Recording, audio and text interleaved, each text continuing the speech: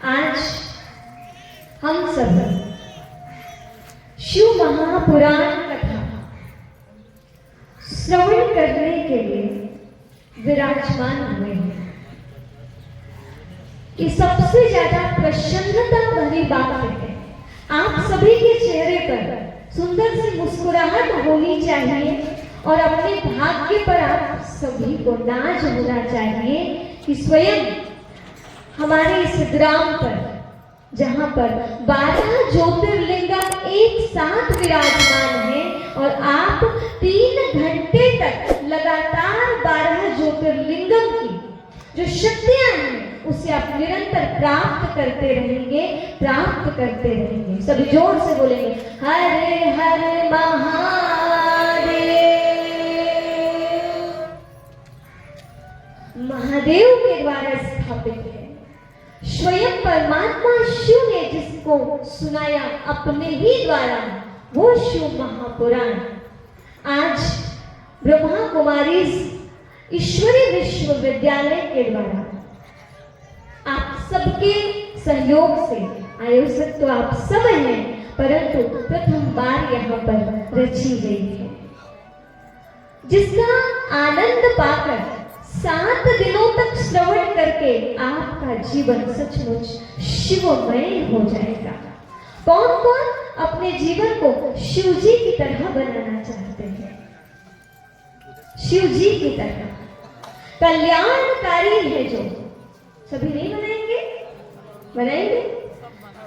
सर्वप्रथम आप सभी ने बहुत लंबा जो है अपने यहाँ से लेकर पूरे गांव की परिक्रमा किया।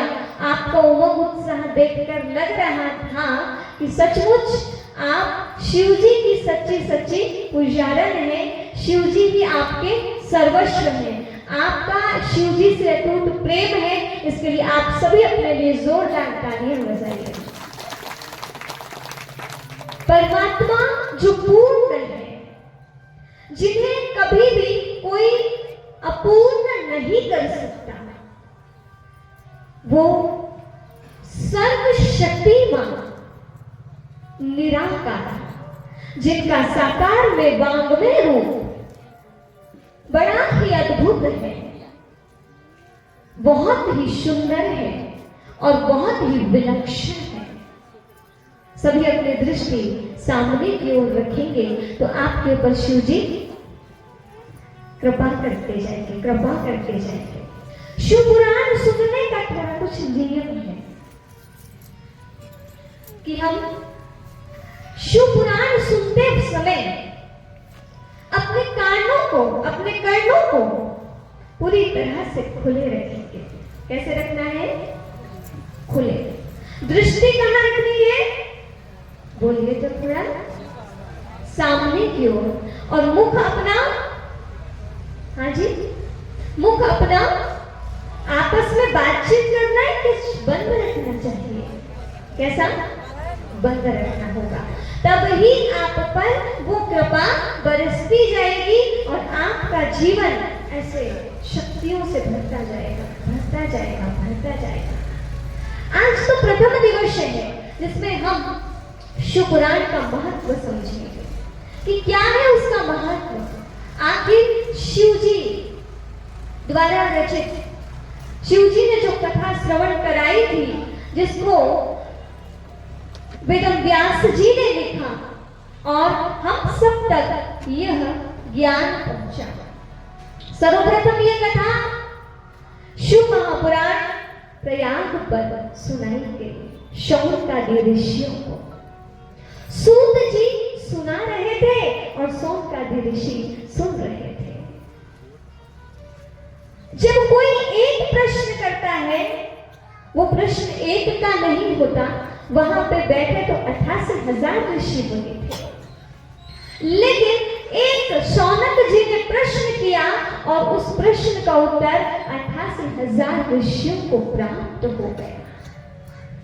शौनक जी कहते हैं, ऐसे कथा कहिए जो हमें भक्ति, विवेक और वैराग्य प्रदान करे। भक्ति, विवेक और वैराग्य प्रदान करने वाली वो एक ही शिव जी की शिव महापुराण कथामृत है, जिसको सुनने के पश्चात ईश्वर से प्रेम, विवेक और जो यहाँ की नश्वरता है जिससे हम अपना राग बना बैठे हैं, उससे वैराग्य उत्पन्न हो जाएगा। क्योंकि हम जानते हैं आया है सो जाएगा, राजा रंग फकीर, और एक सिंहासन चढ़ चले और एक बंधे जंजीर। कोई भी हमेशा इस जगह पर रह नहीं सकता है। आप कोई परमानेंटली है क्या? नहीं है, पर जीवन तो जी रहे हैं। इस जीवन में क्या विवेक की आवश्यकता नहीं है? बोलिए, बिना विवेक के क्या आप कुछ अच्छा कर पाएंगे? नहीं। विवेक दिलाने वाली, प्रभु से प्रेम बढ़ाने वाली और वैराग्य दिलाने वाली शिव कथामृत आपके बीच में खुद चल कर आई है। अकेले नहीं, 12 ज्योतिर्लिंगम दर्शन के साथ। धन्य है आप, धन्य है। और ये भूमि धन्य है जहां लगभग पहले भी ये स्थापना इसी स्थान पर हुई थी, मुझे याद है। आपको पुनः पुनः वो आनंद मिलता है, आपको पुनः पुनः वो फायदा मिलता है। आपके सचमुच बहुत अधिक श्रेष्ठ कर्म है, बहुत अधिक। तो क्या आपको अपने कर्मों पर नाच नहीं है ना?